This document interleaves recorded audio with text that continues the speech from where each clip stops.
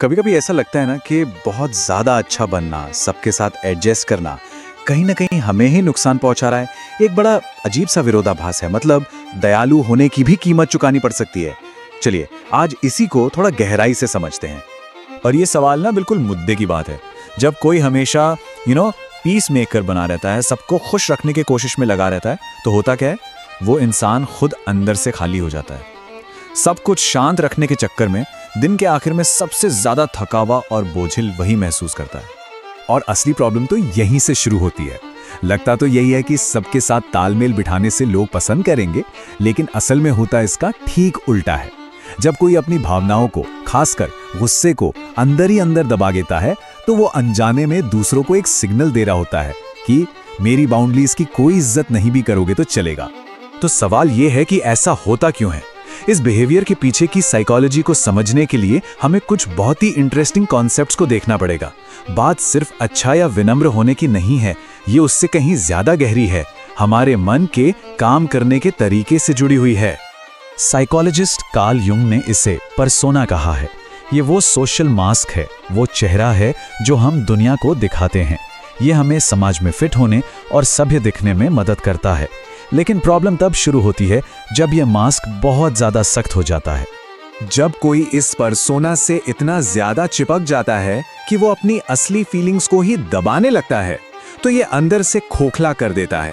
ये ऐसा है मानो इंसान का जो असली कॉम्प्लेक्स स्व है, उसका दम घुट रहा हो।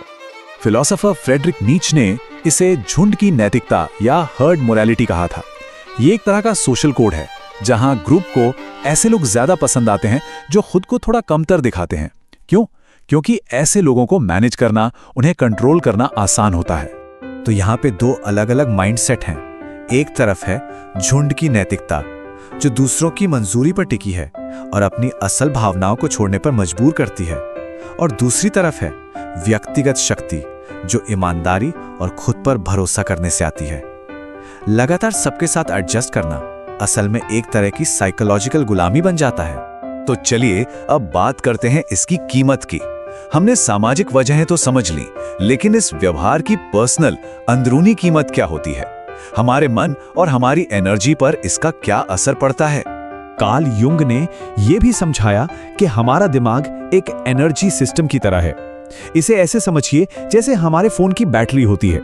हमारी मेंटल और इमोशनल एनर्जी भी लिमिटेड है। हर बातचीत, हर इमोशन उस एनर्जी को खर्च करता है। और जब कोई हमेशा दूसरों के लिए एक इमोशनल इमरजेंसी बटन की तरह अवेलेबल रहता है, तो उसकी अपनी एनर्जी पूरी तरह खत्म हो जाती है। ये कोई नॉर्मल थकान नहीं होती। ये एक ऐसी गहरी अंदरूनी थकावट है जिसे कई घंटों की नींद भी ठीक नहीं कर सकती। तो फिर वो सारा दबाया हुआ गुस्सा, वो फ्रस्ट्रेशन जाता कहाँ है? क्या हवा में गायब हो जाता है? नहीं, बिल्कुल नहीं। ये हमारे अचेतन मन में, हमारे अनकॉन्शियस में इकट्ठा होता रहता है। और यहीं से द शैडो का बहुत ही दिलचस्प कॉन्सेप्ट सामने आता है। ये पॉइंट बहुत जरूरी है। जिन भावनाओं को हम जाहिर नहीं करते, वो खत्म नहीं होती। वो हमारे अंदर कहीं जमा हो जाती हैं और वक्त के साथ एक पावरफुल फोर्स बन जाती हैं, जो हमारे बर्ताव को पर्दे के पीछे से कंट्रोल करती हैं।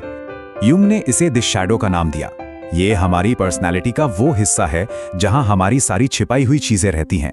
हमारी फ्रस्ट्रेशन, हमारा गुस्सा और यहां तक कि हमारी वो काबिलियतें भी जिन्हें हमने कभी बाहर आने ही नहीं दिया। लगातार दूसरों को खुश करने से हम अपने शैडो को और मजबूत बनाते हैं और हमारा जागरूक मन खोखला महसूस करने लगता है। ठीक है, प्रॉब्लम तो समझ आ गई। अब इसका सल्यूशन क्या है? कोई अपनी पर्सनल पावर और एनर्जी वापस कैसे पा सकता है? इसका जवाब है अपनी बाउंड्रीज को फिर से बनाना, ना कहना सीखना। युंग के मुताबिक असली इमोशनल मजबूती का रास्ता है इंडिविजुएशन। इसका मतलब है अपने अच्छे सोशल सेल्फ को अपने दबे हुए गहरे हिस्सों यानी शैडो के साथ जोड़ना।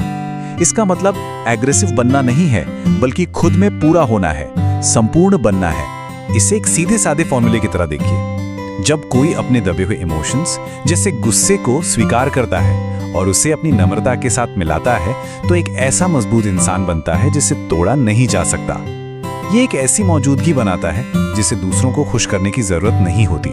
तो इसे प्रैक्टिकली कैसे करें? यहाँ 3 स्टेप्स हैं। पहला, इमोशनल गेम्स में हिस्सा लेने से मना कर दें। दूसरा, जब कोई आपको उकसाए तो तुरंत रिएक्ट करने की बजाय जानबूझकर एक पॉज लें, चुप रहें। ये चुप्पी, जिसे ल्यूसिड वॉइड कहते हैं, सामने वाले को शांत कर देती है। और तीसरा, जानबूझकर अनुपलब्ध रहना सीखें। हर किसी की हर प्रॉब्लम को सॉल्व करना बंद करें। और आखिर में ये एक बात सब कुछ समेट देती है। जब कोई एक बाउंड्री बनाता है तो वो सिर्फ अपनी एनर्जी नहीं बचाता, बल्कि दूसरों को ये भी सिखाता है कि उसकी इज्जत कैसे करनी है। असली सम्मान खुद को मिटाने से नहीं, बल्कि खुद को अहमियत देने से मिलता है। तो अब आखिर में एक सवाल सोचकर देखिए, वो सारी एनर्जी जो अब तक दूसरों को संभालने में जा रही थी, अगर वो बच जाए तो उस एनर्जी से अपनी जिंदगी में क्या कुछ नहीं बनाया जा सकता, क्या नया खड़ा किया जा सकता है? ये वाकई एक पावरफुल सवाल है।